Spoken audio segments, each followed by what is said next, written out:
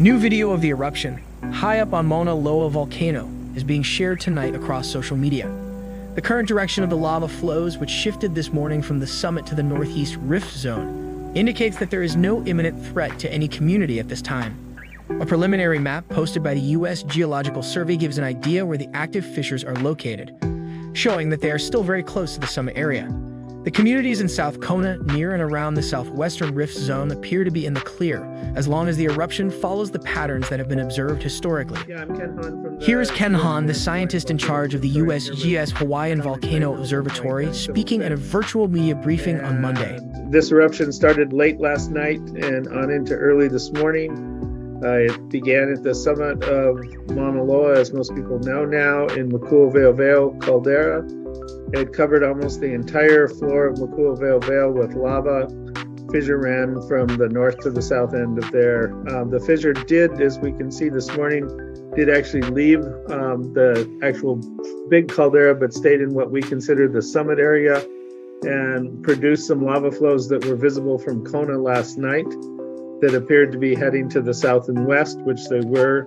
They only made it a couple kilometers from the caldera.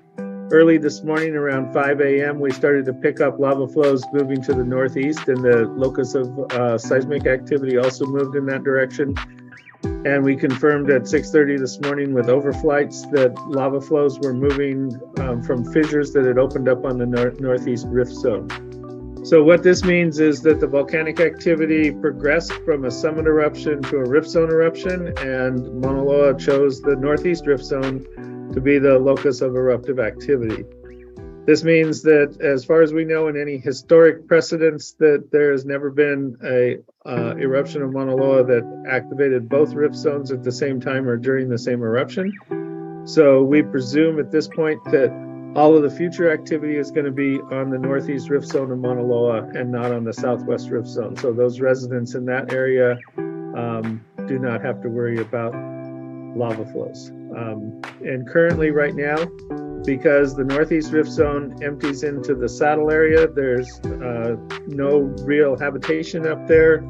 Pohakaloa training area, their facilities are outside of where we consider any initial lava flows to go. And the only real facility up there is the Mauna Loa Weather Observatory, which is not directly threatened, but there's a chance its road could perhaps be cut by these lava flows. In the long term, eventually this kind of lava flow is very similar to what happened in 1984 and potentially could threaten populated areas around Hilo.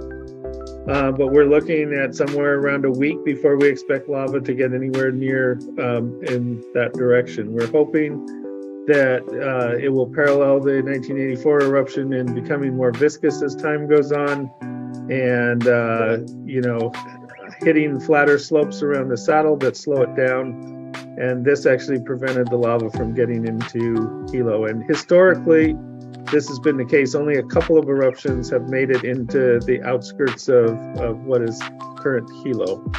So we're hoping that this lava flow, while it will be a big, spectacular event, it occupies a fairly small proportion of the island, and hopefully it will have relatively minor effect on the residents and visitors to the island. Hawaii Volcanoes National Park is now the home of 2 simultaneous eruptions.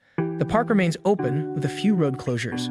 The Hawaii Department of Health is also advising the public to be prepared for air quality impacts due to the eruption. They say the activity could cause an increase in fog conditions, ash in the air, and levels of sulfur dioxide, which could fluctuate in various areas of the state. Still, the National Weather Service has canceled the ashfall advisory that was previously posted for Hawaii Island.